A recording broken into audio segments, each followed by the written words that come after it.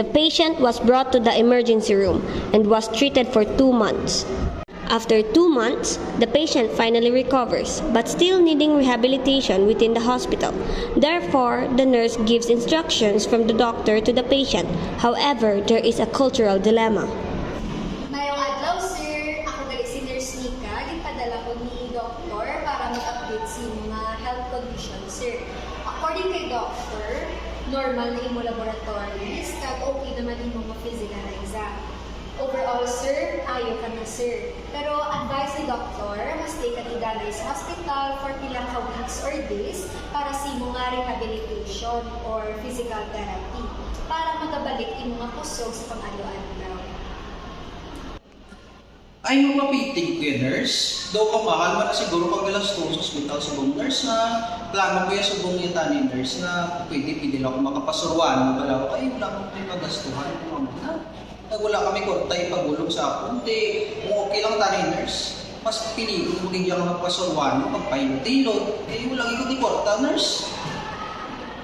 Nadumduman ko sa kuna. Ginadala ko sa ako ni Eloy sa mga manughilot.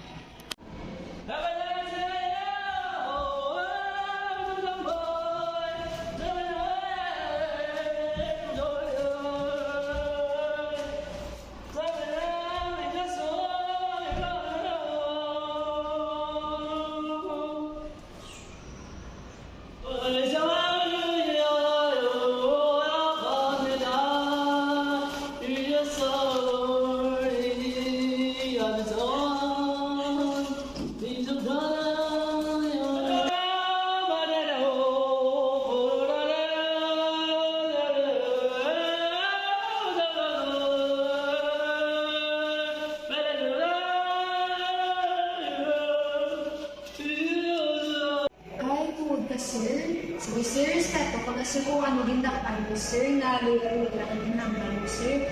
Pero namin pagiguro sir, kung sundod na pagigamba ni doktor, no, nga makapiti, kag pwede lang na sir nga i-supplementan ta sa kilimo, hindi na luya-luya, para duwain mo nga recovery plan sir, luya-luya, kasamba ni doktor na makapiti. Kaya hindi ka magkabala ka, sir, sa galastuhon, kaya ang hospital offer man sa mga discount, mga access sa free quality service sa mga physical therapy. I-acknowledge na siya, sir, ang imo nga luya-luya, sir, kung para sa imo, effective gid. Pero gusto ko lang, sir, i-explain sa imo nga ang atong luya-luya, sir, hindi ni siya medically proven or wala ta di scientific evidence na mag-approve na effective gini siya permi-permi. Amo na siya, sir, ang rason nga kinahanglan ta man i-supplementan ang hambal sa doktor nga mapa-physical therapy ta, ha? Pero pwede mo na siya, sir, idungan as long as wala sang side effects, okay? Amo na sa dili, nurse. Maayo ka gini-explikaran mo ko, subong ko na ginabala, nurse. After the nurse successfully acknowledged the patient's cultural beliefs, which was going to a folk healer, the nurse also emphasized the need for evidence-based medical rehabilitation, which is complying to a physical therapy. The nurse showed cultural competence by respecting the patient's belief without compromising the patient's health needs.